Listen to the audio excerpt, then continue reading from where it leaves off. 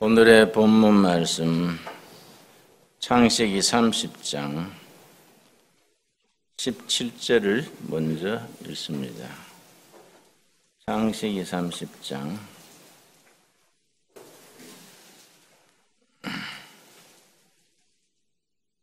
22절을 읽습니다. 22절.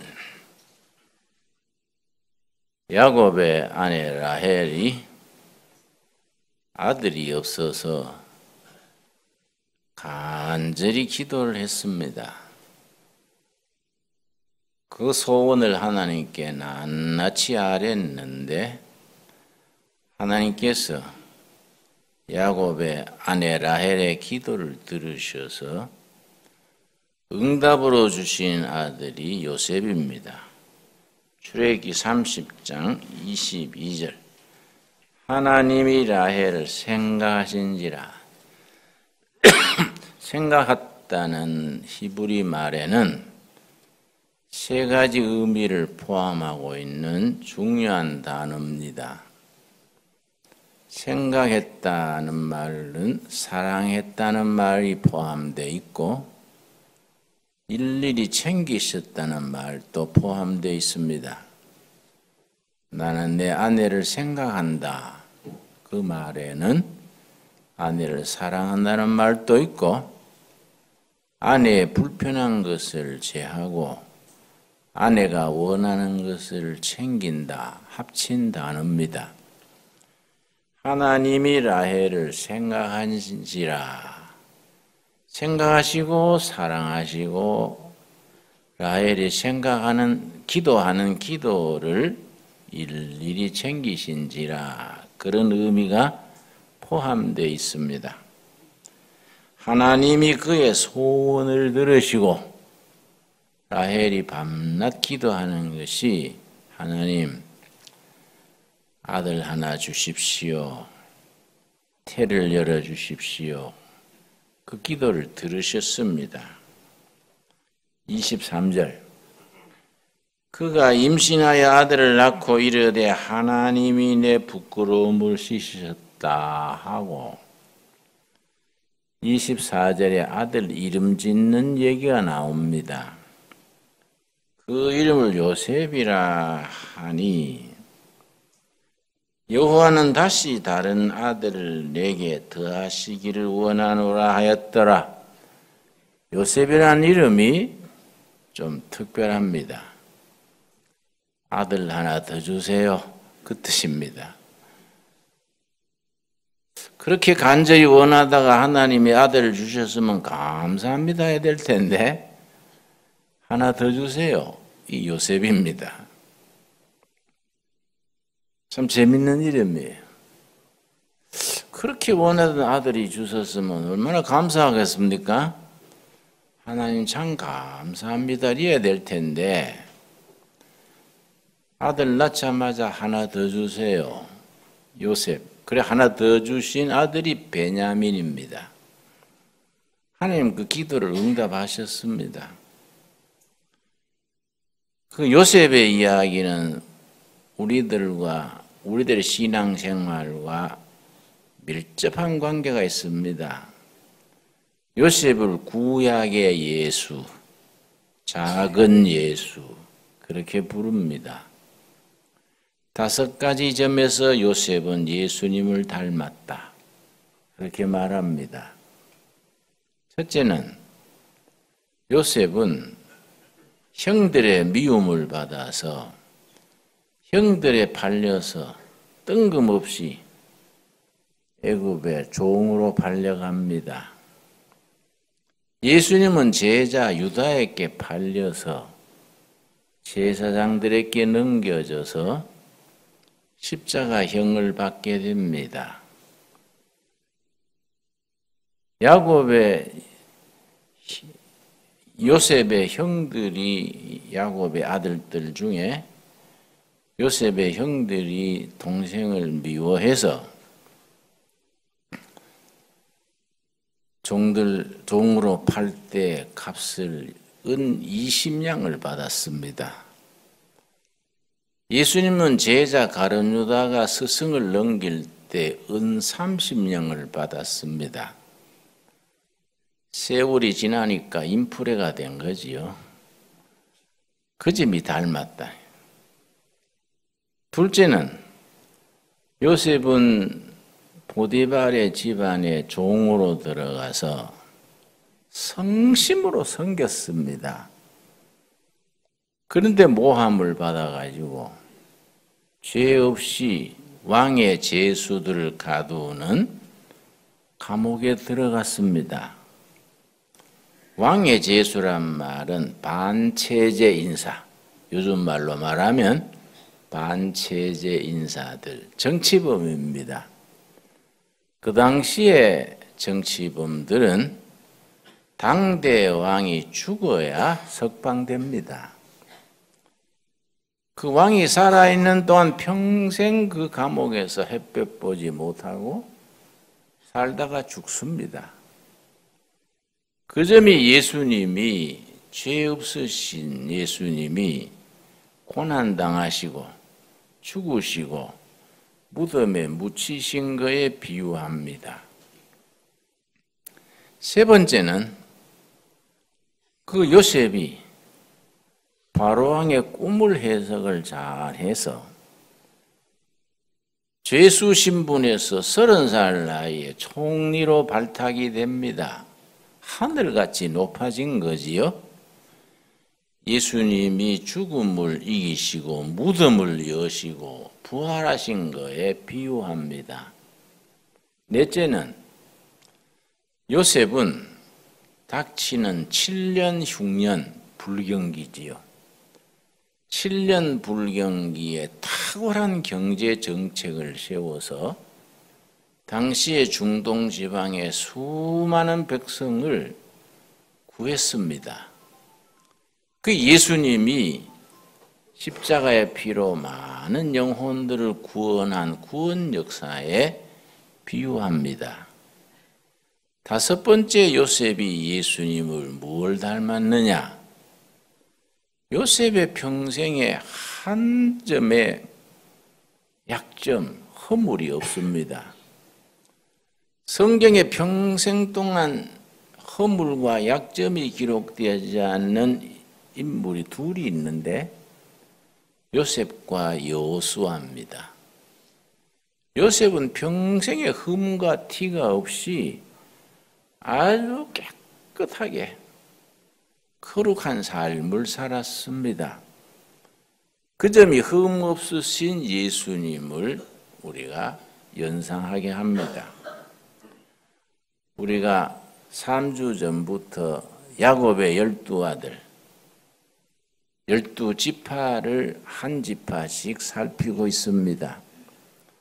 구약시대에는 12아들, 12지파를 통해서 하나님의 구원 역사를 펼치시고 신약에 가면 12제자를 세우셔서 교회를 세우시고 복음이 전파되는 역사를 일으키십니다. 요한계시록에 가면은 천국에 12문이 있고 문마다 12지파 이름이 있고 12제자의 이름을 천국의 12문에 새겨 놓는다. 그런 본문이 있습니다. 그래서 성경에서 12이라는 숫자가 굉장히 중요합니다. 히브리인은 언어의 숫자를 굉장히 중요시하고 숫자에 의미를 붙입니다. 우리나라 사람들이 죽을 사자가 나오면 사는 자꾸 피합니다. 그래서 엘리베이터도 타면 4층은 없어요. 그냥 4층을 F라고 써놓거나 그렇지요. 히브리 언어의 3이 완전수입니다. 성부, 성자, 성령, 하늘의 수입니다. 땅의 수의 완전수는 동서남북, 사복음, 사가 땅의 수입니다. 하늘의 수 3, 땅의 수 4 합치면 더하기 7이지요. 7이 완전수입니다. 7교회, 7천사, 7나팔, 7이 완전수입니다. 하늘의 수 3과 땅의 수 4를 곱하면 12이지요. 그 12가 중요합니다. 12아들, 12지파, 12제자, 12문 이렇게 나갑니다. 그런데 땅의 완전수 7에서 하나가 빼면 6이지요. 이 사탄의 수입니다. 요한계시록 다니엘에 사탄을 666, 사탄의 대장을 666으로 표현하지요. 7에서 하나 빠진 게 사탄의 수입니다. 그리고 히브리인들은 6자를 아주 피합니다. 우리가 4자를 피하듯이 그건 사탄의 수다. 그러니까 아주 숫자에 의미를 붙여서 영적 해석을 합니다. 12지파 첫날 우리가 이사갈 지파 공부했지요. 지난주에 르벤 지파 두 번째 공부하고 지난주에 요셉을 공부했는데 요셉 지파는 이야기가 깁니다. 그래서 오늘 하루 더 합니다. 요셉이 죽을 때 모습이 창세기 마지막 장 50장 마지막 절에 요셉의 죽을 때 얘기가 나옵니다. 창세기 50장 24절 말씀. 요셉은 110세에 죽습니다. 요셉 아버지 야곱은 137세에 죽으면서 12아들을 다 머리맡에 불러놓고 한 명 한 명 기도를 하고 죽습니다. 그 뒤에 500년 세월이 흘러서 모세가 죽으면서 12지파에 대해서 신명기 33장에 한 지파 기도하고 죽습니다.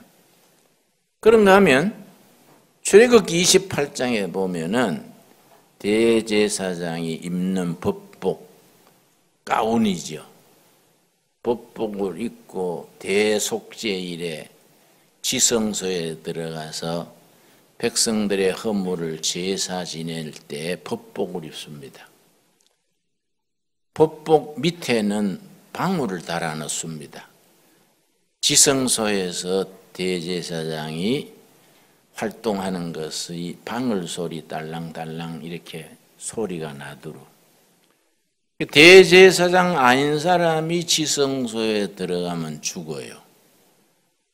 그 방울을 왜 달아 놨느냐? 안에서 제사 지내는 동안에 방울 소리가 딸랑딸랑 나는데 소리가 안 나게 되면은 심장마비가 걸렸거나 뭐 사고가 난 겁니다. 그럼 사람이 들어가서 꺼내는 게 아니고 대제사장이 들어갈 때 발목에 끈을 묶어 놓습니다. 그 대제사장이 지성소에 가서 제사 지내다가 방울 소리가 멈추면은 이크 사고난 게로구나. 밖에서 밧줄로 끌어냅니다. 그렇게 아주 엄격하게 했습니다. 그렇게 이제 법복의 가슴에 패가 있습니다. 거기에 청색, 자색, 홍색, 흰색 실로 12보석을 딱 꿰매서 가슴에 답니다. 12보석이 12지파라고 출애굽기 28장에 나옵니다. 그래서 12보석마다 보석 하나하나마다 지파 이름을 적습니다. 그거는 왜 가슴에 대제사장 가슴에 12보석을 새겨 있느냐? 하나님이 12지파 하나님의 백성을 늘 품에 품으신다. 이런 의미가 있습니다. 그래서 우리가 구약을 읽을 때에 그런 기사 하나하나 읽으면서 옛날에 쓰여지고 지나간 흘러간 가요처럼 그렇게 아니고 대제사장의 가슴에 품어 이름 새긴 12지파는 우리들 거룩한 하나님의 12지파, 하나님의 백성들을 하나님의 품에 지금 또 품고 계신다. 그래서 우리를 임마누엘로 함께 하시고 우리 기도를 들으시고 때를 따라 인도하신다. 믿습니다. 아멘. 이거 신앙 고백으로 그걸 받아들이는 겁니다. 출애굽기 50장 찾으셨지요? 자, 24절. 요셉이 그의 형제들에게 이르되 나는 죽을 것이나 몇 세 죽는다고요? 110세. 하나님이 당신들을 돌보시고 당신들을 이 땅에서 인도하여 내사 아브라함과 이삭과 야곱에게 맹세하신 땅에 이르게 하시리라. 무려 500여 년 뒤에 400몇 년 뒤에 이루어질 일을 미리 예언하는 겁니다. 역시 요셉이 하나님의 사람이지요. 지금 우리가 애굽 땅에 살지만은 언젠가 우리 조상 아브라함의 하나님, 이삭의 하나님, 우리 아버지 야곱의 하나님이 우리를 이 땅에서 해방시켜 줄 것이요. 그때 나를 내 시체를 메고 나가 주세요.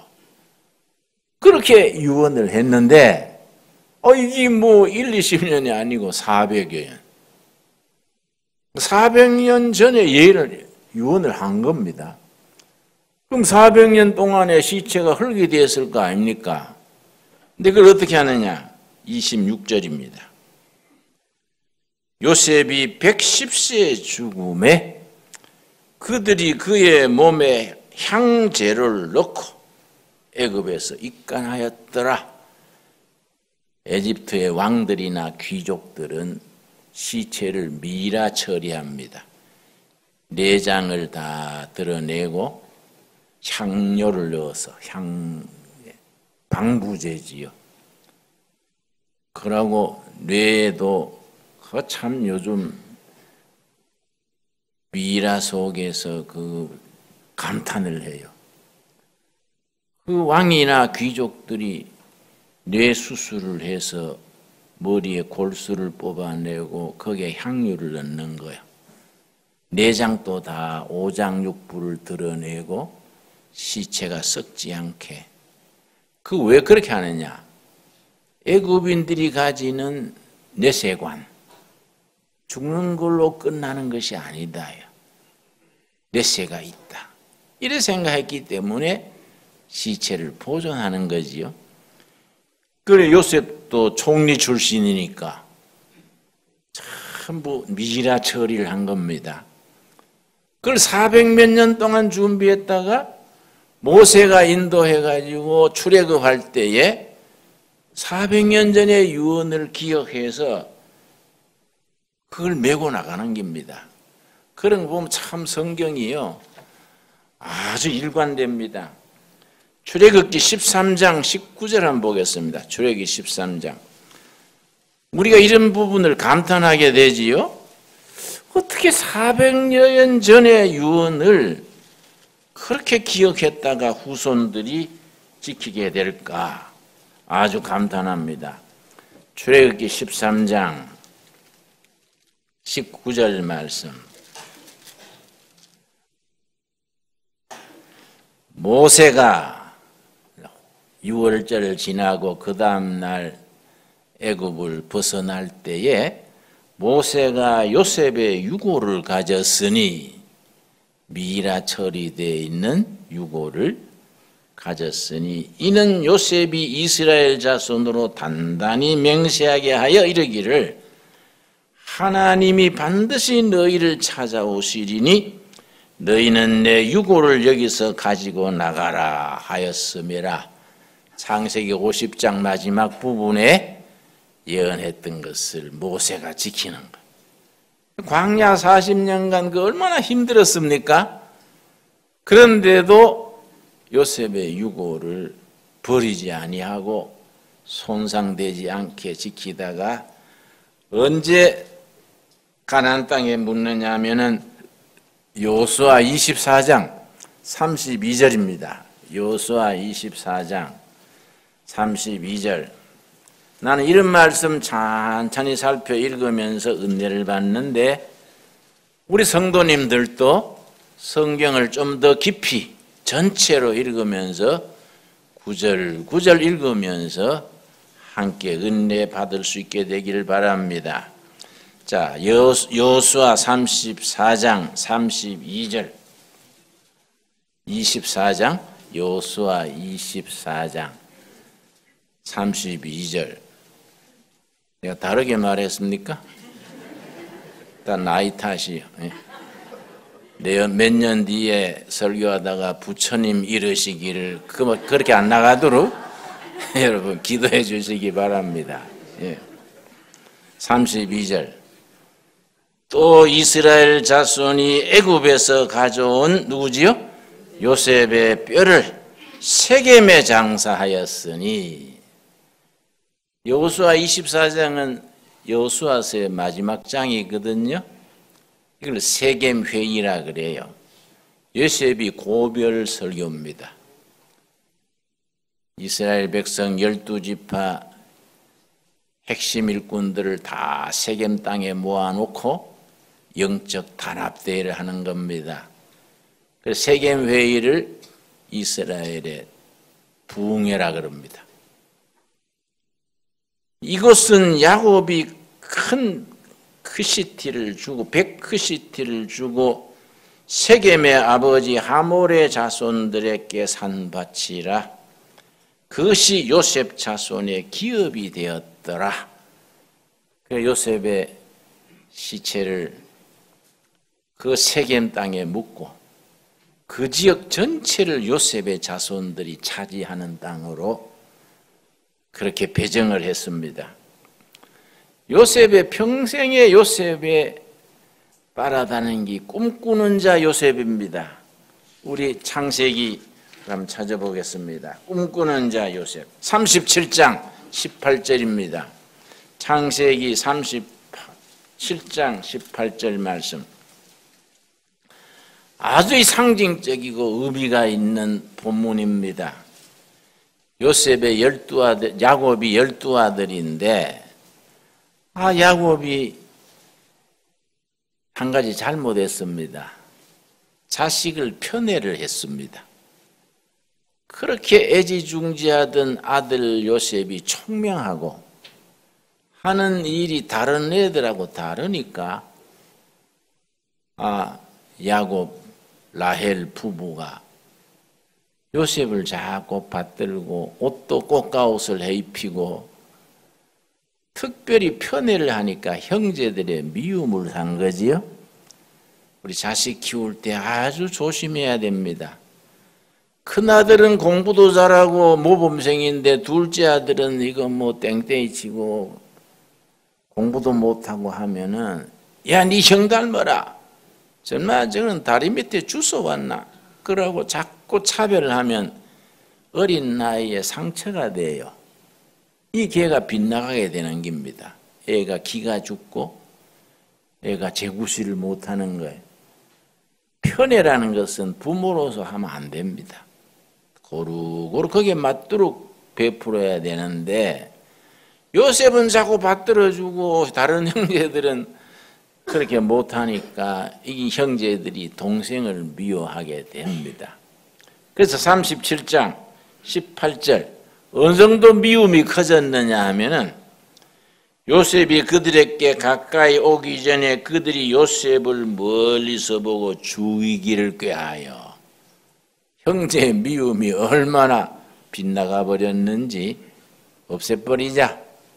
아버지 어머니 사랑을 독차지하는 요셉을 없애버리자. 그리고 뭐라고 불렀느냐 19절 서로 이르되 꿈꾸는 자가 오는도다. 꿈쟁이. 요셉의 별명이 뭐라고요? 꿈꾸는 자. 영어로 드리머. 꿈쟁이가 오는도다. 그러니까 요셉의 일생의 꿈과 관계 있습니다. 여러분 나는 이걸 좀 영적으로 넓게 생각합니다. 어렸으나 젊었으나 나이 들어도 꿈이 있는 인생 될 수 있기를 바랍니다. 인생을 특별히 청소년 시절에 청년 시절에는 꿈을 먹고 사는 겁니다. 우리 어머니가 한 10년 전에 하늘나라 가셨는데 나 어머니에 대해서 참 고맙게 생각하는 게 있습니다. 다 자신의 어머니야 다 소중하지요. 내가 고등학교쯤 때 좀 별로 모범이지를 못했습니다. 맨날 소설이나 읽고 공부도 잘 안 하고 그때 내가 서부 영화를 좋아해서 존 웨인이 내 팬인데 하루는 가방 들고 학교 가는데 존 웨인 프로가 붙었는데 그날이 마지막 날이에요. 이거 오늘 못 보면 존 웨인 못 만나는구나. 헌책방 가서 교과서를 팔았어요. 그래서 존 웨인 가서 내가 영화 보고 왔는데 존 웨인은 내가 간 줄 모르지요 뭐. 그게 외삼촌들이 아는 거예요 그걸. 내가 밖에 나갔다가 집에 들어가는데 방문 앞에 신발이 쭉 있어서 누가 왔나 하고 귀를 기울였더니 우리 외삼촌들이 어머니한테 내 흉보는 거예요. 누님 호이나 애가 못 쓰겠어요. 공부도 제대로 안 하고 맨날 소설이나 보고 학교 간다고 가방 들고 나가서 영어강의나 가고 그러니까 내가 귀를 기울이는 거 내 얘기니까 우리 어머니가 뭐라 하시나 귀를 기울였는데 우리 어머니가요. 놔둬라 걔는 꿈이 있는 애요. 꿈이 있는 애는 장래성이 있어. 나는 걔를 크게 기대한다. 응? 클 때는 이래저래 하는 거이지 그거 모른 척 해야지. 걔 아주 유망한 애요. 그러니까 우리 삼촌들이 어머니는 자식이라고 끼고 도네요. 내가 위로가 됐어요. 우리 어머니는 나를 믿어주는 기나 그 뒤에는 뭐 책 팔아가 존 웨인 보러 안 갔지요 이제.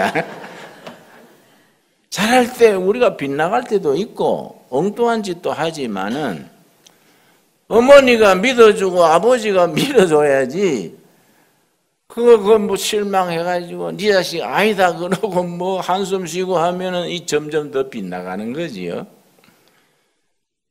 이 요셉이 꿈꾸는 자. 요셉은 어린 시절부터 그 일생이 꿈과 관계에 있었습니다. 나중에 억울하게 옥살이 할 때에 꿈 얘기가 나오는데 바로왕이 꿈을 꿨지요. 바로왕의 꿈 얘기 기억하시지요? 창세기 41장입니다.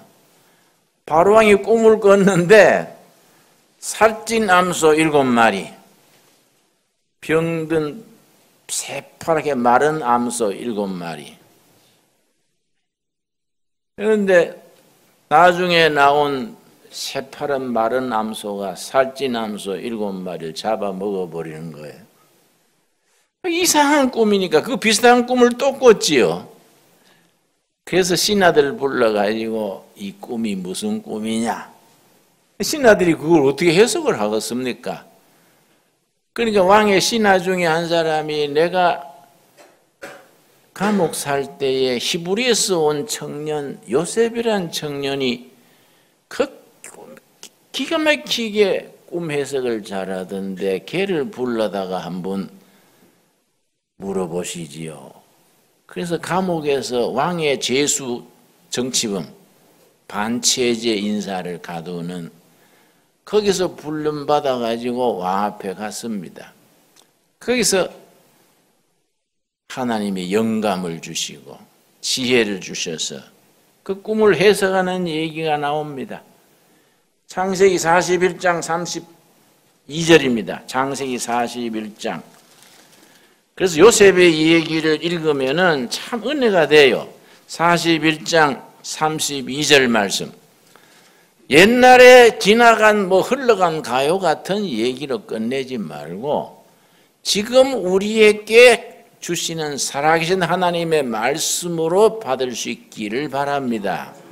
자, 32절 말씀. 바로께서 요셉이 바로왕 앞에서 꿈풀이를 하는 겁니다. 바로께서 꿈을 2번 겹쳐 꾸신 것은 하나님이 이 일을 정하셨음이라 하나님이 속히 행하시리니 이제 바로께서는 명철하고 지혜 있는 사람 택하여 애굽 땅을 다스리게 하소서. 그 요셉이 해석을 했지요. 살찌남소 7마리는 앞으로 당하는 7년 풍년, 요즘 말하면 호경기요. 7년 호경기. 그런데 호경기에 흥청망청하고 잔인에다가는 큰일 난다. 7년 호경기 다음에 7년 바싹 마른 암소 7마리는 7년 흉년이요. 요즘 말하면 불경기죠. 대공황이지요. 그게 올 조짐입니다. 폐하께서 지혜로운 신하를 세우셔서 7년 풍년 때 7년 흉년 불경기를 예방하십시오. 아이, 탁월하지 않습니까? 그랬더니 바로가 야, 이 보통 사람이 아니구나. 37절이지요. 창세기 41장. 그래서 경제장관으로 세우는데, 총리로 세우는데 요즘 우리나라에 꼭 필요한 겁니다. 41장 37절. 바로와 그의 모든 신하가 이 일을 좋게 여긴지라. 바로가 그의 신하들에게 이르되 이와 같이 하나님의 영에 감동한 사람을 우리가 어찌 찾을 수 있으리요? 바로는 하나님 믿는 사람도 아닌데 보통 사람이 아니다. 하나님의 신에 감동한 사람, 우리식으로 말하면 성령 충만한 사람, 하나님으로부터 지혜와 총명 분별을 받은 사람이다. 네가 경제총리가 돼서 이 대비를 하라. 30살에 경제담당 총리가 된 거지요. 애굽은 대제국이라 총리가 3사람이에요. 군사담당, 정무담당, 경제담당. 총리가 됐습니다. 그래서 7년 흉년, 풍년 동안에 곳곳에 창고를 지어서 곡식을 쭉 비축했다가 다가오는 7년 흉년 대재난에 전 국민을 살렸지요. 지금 그런 경제장관이 필요하지 않습니까? 여러분, 내가 한 가지, 나는 예언의 은사가 있는 사람이 아니지만은 성경을 읽으면서 지금 시국을 보면서 한 가지 꼭 말씀드리고 싶은 게 있습니다. 우리나라는 7년 흉년이 다가옵니다. 불경기가 다가와요. 지금 경제팀, 지금 정부는 경제를 살릴 수 있는 역량이 안 됩니다. 좋고 나쁘고 떠나서 어려워집니다. 여러분, 성도들이 요셉과 같은 지혜와 분별을 하나님으로부터 받아서 나라의 일꾼이 되고 백성들을 일으키고 하나님의 영광 드러낼 수 있어야 됩니다. 요셉 같은 지금 경제 장관이 얼마나 필요한 때입니까? 우리 교회가요, 정당에 나갈 게 아니라 우리 그런 일꾼들을 키워야 돼요. 요셉 같은 일꾼이 정말 필요한 때입니다. 여러분 가정이나 교회나 사업이나 허리띠 바짝 졸라매야 됩니다. 경제가 앞으로 한 7년, 10년 어려워집니다. 일본은요, 아베지요? 우리는 우습게 보지만 아베가 총리된 뒤에 대학 졸업생 취업률이 98%입니다. 우리는 깔린 게 실업자입니다. 우리는 청년 실업자. 서울대학 나와가지고 취직이 절반밖에 안 돼요. 일본은 대학 졸업하고 98%, 고등학교 졸업생은 97%. 여러분, 그 나라를 어떤 인재들이 이끄느냐에 따라서 달라집니다. 정말 우리가 요셉 같은 그런 일꾼을 주시도록 기도해야 됩니다. 여러분, 일본서 나온 책 중에 기업에는 수명이 있다, 이런 책이 있습니다. 제가 갖고 있어요. 일본 명치 유신이 1886년에 성공했는데 일본이 아시아에서 처음 산업 국가로 먼저 발돋움했지요. 명치 유신 이래 100년 동안 일본에 등장한 100개 대기업을 뽑아서 연구한 책입니다. 명치 유신 이래 100년 동안에 등장했던 100개 기업들 중에 수명을 조사했어요. 평균 수명이 30년. 한때 전국 최고의 재벌급이 30년 안팎으로 사라지는 겁니다. 기업의 수명이 있다. 그런데 80년, 100년 돼도 사라지지 않는 기업이 있어요. 미쓰이, 미쓰비시 뭐 이런 거 있지요? 마츠시다 이런 건. 이거는 30년 수명을 넘어서서 80년, 100년 나가는 거예요. 그 기업은 왜 그렇게 수명을 넘어섰냐? 불경기에서 호경기를 준비하고 호경기일 때 허리띠 쫄라매고 불경기 갈 것을 준비했는 기업 그걸 쭉 섰어요. 하나님의 사람들은 시대를 먼저 보고 준비할 수 있는 영적 그런 감수성이 있어야 합니다. 그 요셉이요, 자기 형들을 나중에 만났지요. 만나가지고 뭐라 그럽니까? 41장 37절입니다. 45장 5절입니다. 45장 5절. 우리가 이런 신앙을 가져야 됩니다.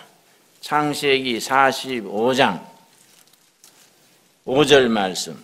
자기 형들을 나중에 만나가지고 형님들이 나를 팔아먹었지요? 맛 좀 볼랍니까? 이게 아니에요. 응? 두고 보자 하고 있다가 응? 그런 게 아니에요. 요셉은 그런 단계를 넘어버렸습니다. 지난주에 아들 둘 낳아 이름 지은 기억나십니까? 큰아들 이름이 뭡니까? 므낫세. 지난날의 서러움과 아픔과 상처를 하나님이 다 잊게 하셨다. 과거 청산. 둘째 아들은 뭡니까? 에브라임. 미래는 쭉쭉 뻗어가게 한다. 미래의 번영. 요셉의 신앙이고 사상입니다. 요셉이 자기 형들 만나가 했는 말로 오늘 마무리하겠습니다. 우리가 그런 넓은 마음, 그런 영적 마음을 가져야 됩니다. 45장 5절 말씀. 당신들이 나를 이곳에 팔았다고 근심하지 마소서, 한탄하지 마소서. 하나님이 생명을 구원하시려고 나를 당신들보다 먼저 보내셨나이다. 형님들이 나를 못된 마음으로 보낸 게 아닙니다. 하나님이 나를 먼저 보낸 겁니다. 왜냐? 이 7년 대불경기 대흉년에 수많은 영혼을 구원케 하려고 하나님이 보내신 겁니다. 이걸 섭리사관. 하나님의 섭리가 세상을 이끄신다. 나라가 정치적으로 어렵지요. 걱정하는 사람이 많습니다. 나는 걱정하지 마라 그래요. 하나님의 섭리로 잘 될 겁니다. 난 믿습니다. 그렇게. 우리 걱정해서 될 일이 아니고 하나님이 이 나라의 미래를 밝은 길로 인도하실 줄 믿습니다. 7절 말씀. 하나님이 큰 구원으로 당신들의 생명을 보존하고 당신들의 후손을 세상에 두시려고 나를 당신들보다 먼저 보내셨나니 형님들이 나쁜 마음으로 나를 보낸 게 아니다. 하나님이 나를 이곳으로 보냈다. 그래서 8절이 결론이지요. 그런즉 나를 이리로 보낸 이는 당신들이 아니요 하나님이시라.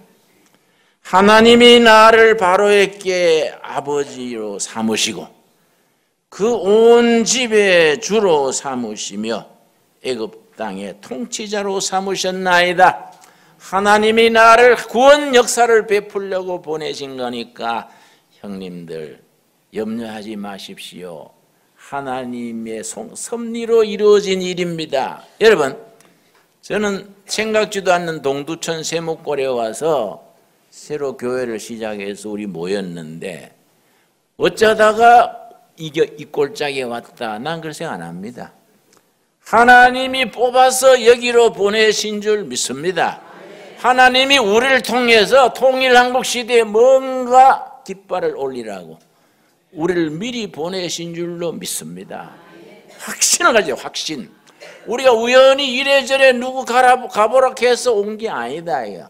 하나님이 계획을 따라서 이 골짜기로 보내서 둘의 교회, 둘의 수도원, 하나님의 영적인 축복의 동산을 만들려고 우리를 모아주신 줄로 믿습니다. 기도하겠습니다. 하나님 감사합니다. 요셉을 꿈꾸는 자로 세우시고 온갖 시련과 억울함과 상처를 딛고 하나님이 나를 통해서 애굽으로 보내셨다.